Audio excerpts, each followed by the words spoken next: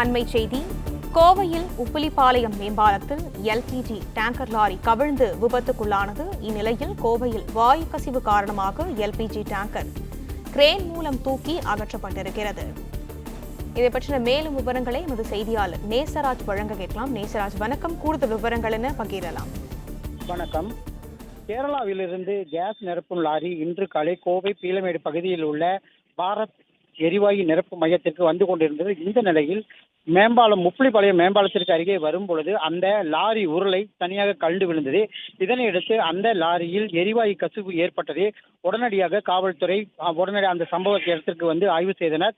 அதே பகுதியில் தீயணைப்புத் துறையினர் மற்றும் காவல்துறை அந்த பகுதிக்கு வந்து அந்த கேஸ் நிரப்பும் பகுதியில் சற்று கசிவு இருந்ததால் உடனடியாக அதை தடுத்து நிறுத்தினார்கள். உடனடியாக மேலும் தீயணைப்பு வாகனங்கள் மூலமாக தற்பொழுது அந்த உருளையை எடுத்து நிறுத்தி முன்னால் ஒரு போலீஸ் பேட்ரோல் வண்டியும் அதே போல ஒரு தீயணைப்புத்துறை முன்னாலும் அதன் பின்பு ஒரு தீயணைப்புத்துறை வாகனங்களும் மிகவும் பாதுகாப்பாக கொண்டு செல்லப்படுகிறது. இந்த விபத்து காரணமாக பல்வேறு போக்குவரத்து பாதிப்புகள் கோவை முழுவதும் ஏற்பட்டது. குறிப்பாக அவினாசி சாலை, திருச்சி சாலை, மேட்டுப்பாளையம் சாலை உள்ளிட்ட பிரதான சாலைகளை இணைக்கும் முக்கிய மேம்பாலம் உப்பிலிப்பாளையம் மேம்பாலம் தற்பொழுது அந்த வாகனம் பாதுகாப்பாக கொண்டு செல்லப்பட உள்ளது. இந்த எரிவாயு உருளை காந்தி மாநகர் பகுதியில் உள்ள பாரத் பெட்ரோலியம் எரிவாயு நிரப்பு மையத்திற்கு கொண்டு செல்லப்படுகிறது. இந்த விபத்து அந்த லாரியில் பொருத்தப்பட்டுள்ள கப்ளிங் மூலமாக தான் கப்ளிங் கட்டானதால் இந்த விபத்து ஏற்பட்டுள்ளதாக ஓட்டுநர் தெரிவித்துள்ளார். மேலும் இந்த கசிவு கிட்டத்தட்ட 80 கிலோவிலிருந்து 100 கிலோ வரை எரிவாயு கசிவு ஏற்பட்டிருக்கலாம் என கூறப்படுகிறது.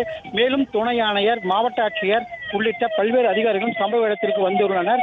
இந்த வாகனம் தற்பொழுது உடனடியாக காந்தி மாநகர் பகுதியில் உள்ள இந்த பாரத் பெட்ரோலியம் எரிவாயு நிரப்பும் மையத்திற்கு கொண்டு செல்லப்படுவது குறிப்பிடத்தக்கது.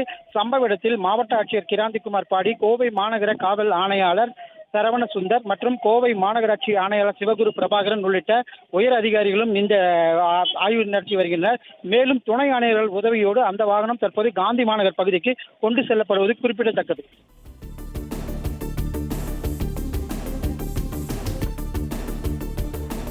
விவரங்களை வழங்கியமைக்கு நன்றி நேசராஜ்.